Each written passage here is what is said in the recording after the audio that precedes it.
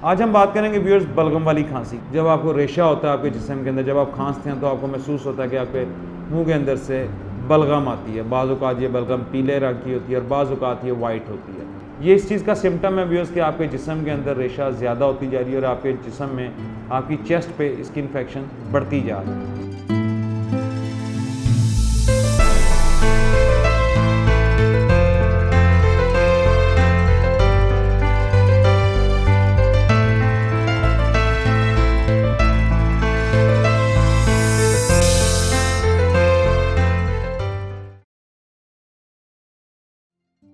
अस्सलाम वालेकुम friends, Arshi clinic के प्लेटफॉर्म से प्रोग्राम आदाब सेहत के साथ आपकी खिदमत में एक बार फिर से हाजिर हैं। उम्मीद करते हैं कि आप अपने साथ साथ अपनी फैमिली, अपने अहलो याल, अजीज़ो कारब और हल्का अहबाब में जितने भी चाहने वाले हैं और आपके दोस्त अहबाब हैं, उन सब की सेहत का बेहतरीन अंदाज में ख्याल रख रहे हो।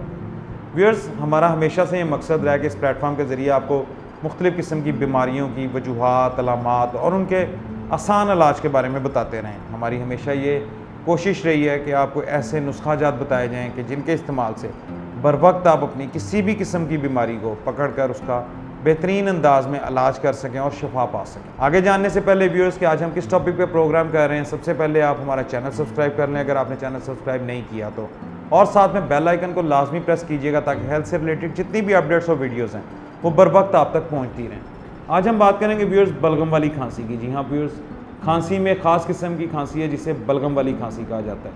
व्यूअर्स, इस खांसी की अलामात ये हैं कि सबसे पहले तो जब आपको रेशा होता है आपके जिस्म के अंदर, जब आप खांसते हैं तो आपको महसूस होता है कि आपके मुंह के अंदर से बलगम आती है। बाज़ औक़ात ये बलगम पीले रंग की होती है और बाज़ औक़ात ये वाइट होती है। बाज़ औक़ात जब इसकी इंटेंसिटी ज़्यादा बढ़ जाती है, ये बलगम ज़्यादा आपके जिस्म में होने लग पड़ती है, तो आपको महसूस होगा कि इसका रंग हल्का हल्का सा ब्राउन और फिर ब्लैक होना शुरू हो जाता है। ये इस चीज़ का सिम्टम है व्यूअर्स कि आपके जिस्म के अंदर रेशा ज़्यादा होती जा रही है और आपके जिस्म में, आपकी चेस्ट पे इसकी इन्फेक्शन बढ़ती जा रही है।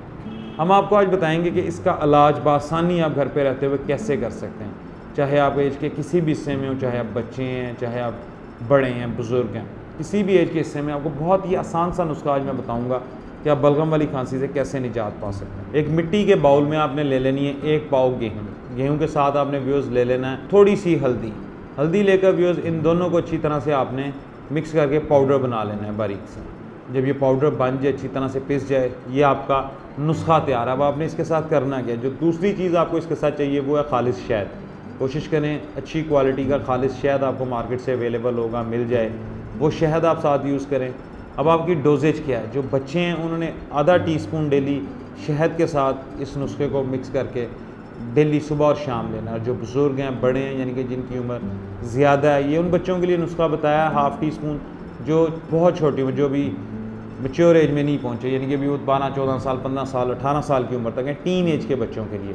और वो लोग जो टीन एज से निकल चुके हैं, जो जवानी या बुज़ुर्गी की एज में आ चुके हैं, उनके लिए नुस्खा ये है कि उसके इसी मकदार को आपने कर लेना है हाफ़ टेबल स्पून। पहले आपको हाफ़ टी स्पून कहा गया बच्चों के लिए, बुज़ुर्गों के लिए आपने हाफ़ टेबल स्पून ले लेना है। इसमें इतना ही शहद डालें, शहद डाल के इसको मिक्स करके सुबह और शाम 2 टाइम खाएँ। आपको महसूस होगा कि 3 से 4 दिन बाद आपके जिस्म के अंदर से जो बलगम है ये काफ़ी हद तक निकल गई है और आप ख़ुद को काफ़ी कंफर्टेबल महसूस करें, आपको सांस लेने में आसानी होगी।